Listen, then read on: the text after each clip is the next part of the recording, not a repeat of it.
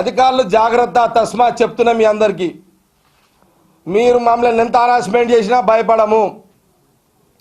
మా కార్యకర్తలను ఎంత మీరు హరాస్మెంట్ చేసినా భయపడము. మా మీద ఎలాంటి కేసులు పెట్టి జైలుకు పంపించినా మీరు భయపడము మేము. కానీ అధికారము భగవంతుడు ప్రజలు మాకు ఇచ్చిన రోజున మీ స్థితిగతులు మారుతాయి, మీ బతుకులు మారుతాయి. ఇది మీరు వార్నింగ్ అనుకుంటారా, మీరు సూచన అనుకుంటారా, మీ నిర్ణయమే. అసలు ఏ కేసులు లేకుండా ఏదో కేసు క్రియేట్ చేసి భవిష్యత్తులో నా మీద అలిగేషన్లు పెట్టి నన్ను జైలుకు పంపాలి, జైల్లో ఉంచాలనే ఒక వ్యూహము ప్రభుత్వం చేస్తుంది. చాలా స్పష్టంగా కనబడుతుంది అనేది నేను ఆరోపిస్తున్నా.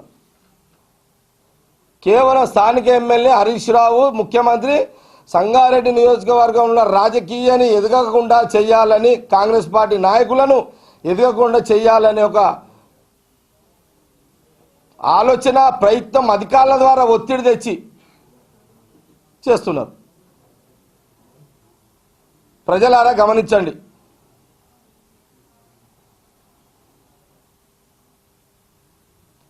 ముఖ్యమంత్రి కేసీఆర్ ఎలాంటి తప్పులు చేయకుండా వచ్చిండా? ఏమి తప్పులు చేయలేడా కేసీఆర్? సమయం వచ్చినప్పుడు నేను చెప్తా. హరీష్ రావు ఏం తప్పులు చేయలేడా? టైం వచ్చినప్పుడు నేను చెప్తా. కేటీఆర్ ఎలాంటి తప్పులు చేయలేడా? ఆ టైం రాని నేను కూడా చెప్తా. కవిత ఎలాంటి తప్పులు చేయకుండా వచ్చిందా? ఎన్నో అలిగేషన్స్ ఉన్నాయి కవిత మీద కూడా, అవి కూడా నేను టైం వచ్చినప్పుడు చెప్తా.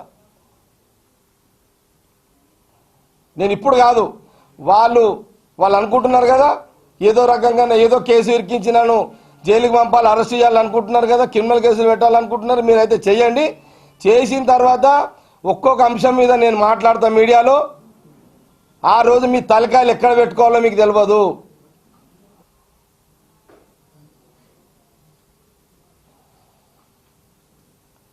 కాబట్టి అధికారులు కానివ్వండి, టీఆర్ఎస్ పార్టీ నాయకులు కానివ్వండి, మా మీద కేసులు పెట్టి మమ్మల్ని బనాయించి మా కార్యకర్తలను హరాస్మెంట్ చేసి ఈ 2 ఏళ్ళు మీరు గడుపుతారేమో కానీ భవిష్యత్తు కాలము రాజ్యాధికారము మాది. స్థానిక ఎమ్మెల్యేకు హరీష్ రావు ముఖ్యమంత్రి కూడా హెచ్చరిక చేస్తున్నా. మీరు కాంగ్రెస్ పార్టీని అనగదొక్కాలంటే మీ తరం కాదు. కాంగ్రెస్ పార్టీ మర్రి చెట్టు లాంటిది. మర్రి చెట్టు ఊరలు కింద ఏర్లు భూముల నుంచి ఉంటాయి.